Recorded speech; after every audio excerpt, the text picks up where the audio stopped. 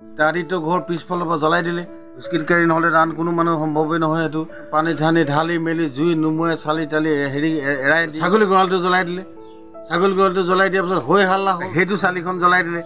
আকৌ আমাকৰ হৈ হাল্লা। নমস্কাৰ বন্ধুসকল, বৰ্তমান মই গৈ আছোঁ নাহকটীয়া সমষ্টিত কুঁৱৰী গাঁও পঞ্চায়তত, আৰু তাত বিশেষকৈ যোৱাকালি প্ৰায় 3টা নে 4টা ঘৰ অগ্নিত সংযোগ হয়, আৰু অগ্নি সংযোগ হোৱাৰ কাৰণে যথেষ্টখিনি তেখেতসকলৰ ক্ষয়ক্ষতি হৈছে।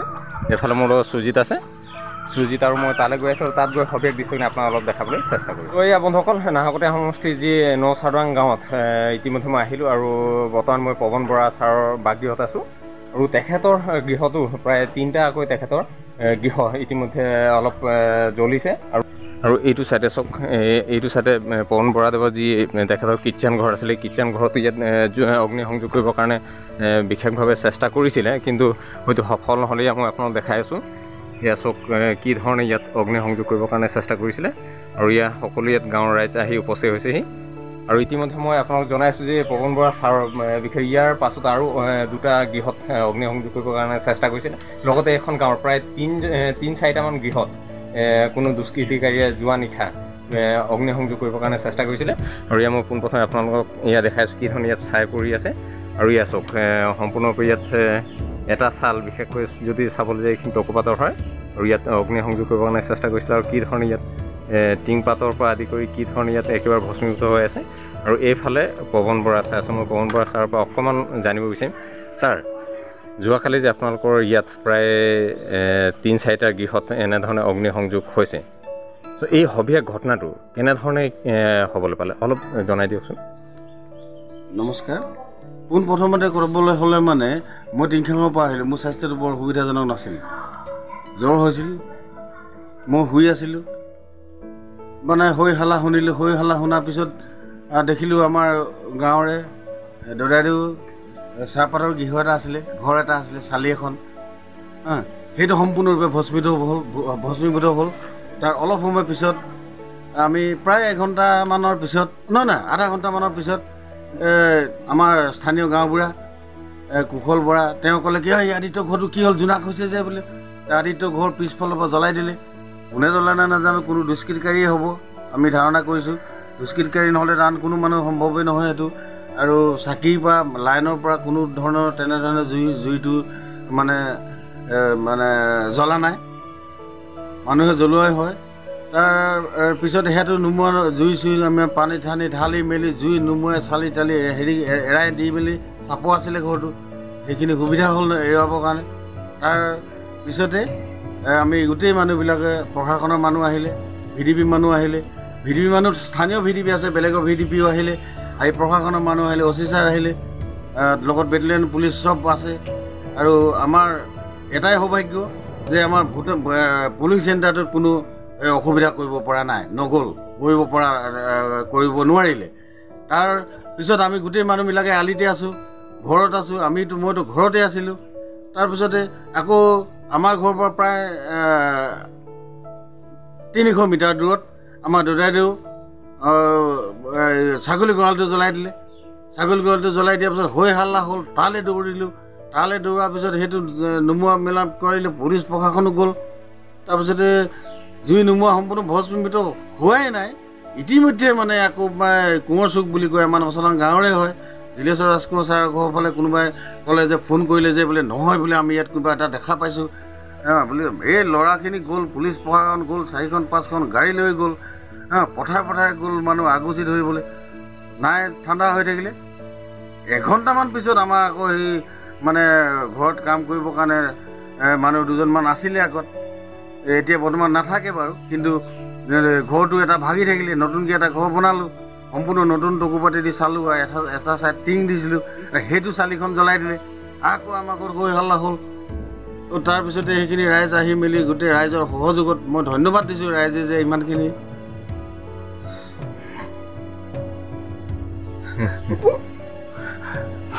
চ' এয়া বন্ধুসকল দেখাইছোঁ কি ধৰণে এটা গৃহত এনেধৰণে ভস্মিত হোৱাৰ লগে লগে বিশেষকৈ এই গৃহৰ যি পৰিয়ালৰ যিসকল ব্যক্তি তেখেতসকলৰ মনত কি ধৰণে এটা অনুভৱ সৃষ্টি হয়।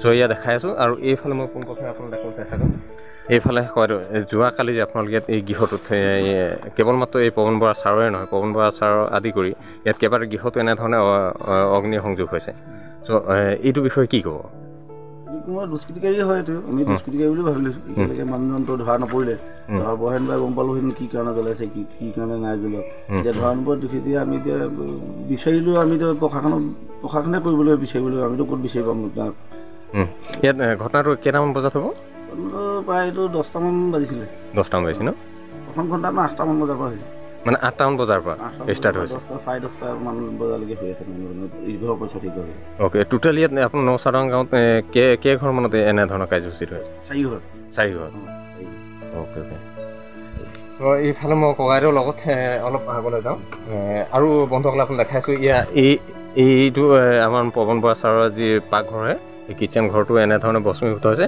আৰু ইয়াৰ পাছতো বিশেষকৈ আৰু দুটা গৃহত বিশেষভাৱে অগ্নিসংযোগ কৰিছিল মই দাদালৈ অলপ আগবাঢ়ি যাওঁ অলপচোন এই বাকী যি দুটা ঘৰত কি ধৰণৰ অগ্নিসংযোগ হৈছে এইখিনি অকণমান দেখাবলৈ চেষ্টা কৰিম আৰু ইয়াৰ ছাৰহঁতৰ বেক ছাইডটো হয় আৰু আপোনালোকে গম পাইছে যোৱাকালি বিশেষকৈ প্ৰায় ছাৰহঁতে কৈছে যে 8টামান বজাৰ পৰা এনেধৰণৰ ইয়াত যি এক দুষ্কৃতিকাৰীয়ে যি আমাৰ একেবাৰে কল্পনা কৰিব নোৱাৰে এনেধৰণৰ কাৰ্যকলাপত লিপ্ত হৈছিল আৰু তেখেতসকলে বিশেষভাৱে এনেধৰণে যি ইয়াত আমাৰ নৌচাৰাং গাঁৱতে এই দুষ্কৃতিকাৰী কি ধৰণে ইয়াত অগ্নিসংযোগ কৰি পিনে বিশেষ এক সন্ত্ৰাসৰ সৃষ্টি কৰিছে এইখিনি মই আপোনালোকক দেখাই আছোঁ আৰু এয়া আপোনালোকক এইফালে মই দেখাবলৈ চেষ্টা কৰি আছোঁ এয়া এটা গৃহ হয় যিটো গৃহত ইতিমধ্যে আমাৰ ছাৰে জনাইছিলে যে এই গৃহটোত আগতে বা কেইদিনমান আগতে এই গৃহটোতে বিশেষকৈ ছাৰৰ ঘৰত কাম কৰা কিছুমান মানুহ ইয়াত থাকিছিলে আৰু চব ইয়াত কি ধৰণে অগ্নিসংযোগ কৰিছে এইখিনি মই আপোনালোকক দেখাই আছোঁ আৰু ইয়াত তলত চব কি ধৰণে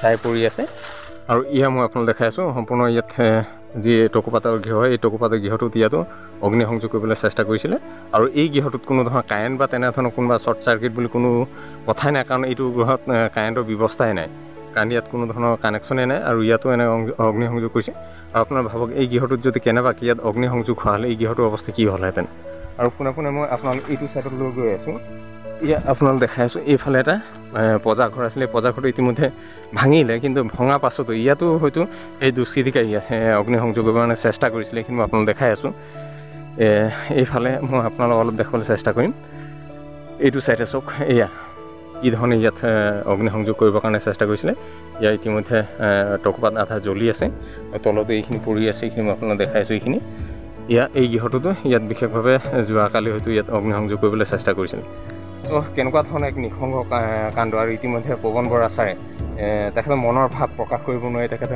হয়তো অশ্ৰু তেখেতৰ নিগৰি আহিছে আৰু হয় যিমান যি হ'লেও এটা গৃহত এনেধৰণে যেতিয়া নিঃসংগ আৰু ঘৃণনীয় যেতিয়া কাৰ্য হয় তেতিয়াহে সেই গৃহৰ ব্যক্তিসকলেহে অনুভৱ কৰিব পাৰে যে তেখেতসকলৰ মনৰ অনুভৱ কি হ'ব পাৰে চ' যিয়ে নহওক এইখিনি আপোনালোক দেখালোঁ আৰু আমিও আশা কৰিছোঁ যাতে পুনৰ এনেধৰণৰ ঘটনা আমাৰ অঞ্চল বা আমাৰ সমাজ ব্যৱস্থা কেতিয়াও নচলক সকলোৱে শান্তি সম্প্ৰীতি বজাই সকলোৱে খুব সুন্দৰকৈ আগবাঢ়ি যাওক তাকে কামনা কৰিছোঁ আৰু বিশেষকৈ মই প্ৰশাসনক এটা কথাই অনুৰোধ কৰিব বিচাৰিছোঁ যোনেই নহওক এই দুষ্কৃতিকাৰীক অতি শীঘ্ৰে কৰায়ত্ব কৰি ইয়াক বিহিত ব্যৱস্থা কৰিব লাগে আৰু যাতে এই পৰিয়ালবৰ্গবিলাকক যি উচিত ক্ষতিপূৰণ সেই উচিত ক্ষতিপূৰণ দিব লাগে আৰু আপোনালোকে ইমান দেৰি ভিডিঅ'ত চাই থকাৰ কাৰণে সকলোৱে মই বিনোদ আন্তৰিক ধন্যবাদ জ্ঞাপন কৰিলোঁ আৰু যিমান পাৰে আপোনালোকে এই ভিডিঅ'টো আগলৈ ভাগ বতৰা কৰিব